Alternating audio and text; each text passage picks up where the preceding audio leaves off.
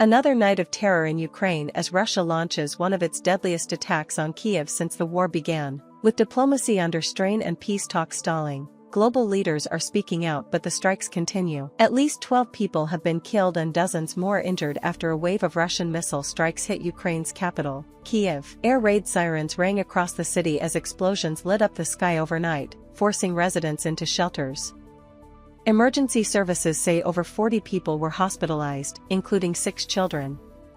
Fires broke out in residential buildings, with rescue teams working through the night. Similar attacks were reported in Kharkiv, where missiles struck densely populated areas. Ukraine's military says it faced nearly 100 combat clashes with Russian forces in a single day. Heavy shelling was reported in the Sumy, Kharkiv, and Chernihiv regions, with further attacks in Kupiansk, Lymansk, and Novopavlivka. Meanwhile, Russia claims it shot down 87 Ukrainian drones overnight, including 45 over Crimea. Despite these developments, diplomatic momentum appears stalled. Ukrainian President Volodymyr Zelenskyy, who had been on an official visit to South Africa, is returning home in response to the escalation. Calling for urgent international support, he's renewed pleas for stronger air defenses and criticized Russian President Vladimir Putin for showing no interest in peace. Amidst the violence, U.S. President Donald Trump made a rare direct appeal to Vladimir Putin via his social media platform Truth Social, urging him to get the peace deal done and stop the attacks. However, Trump's wording, addressing Putin by first name and blaming delays on Zelenskyy,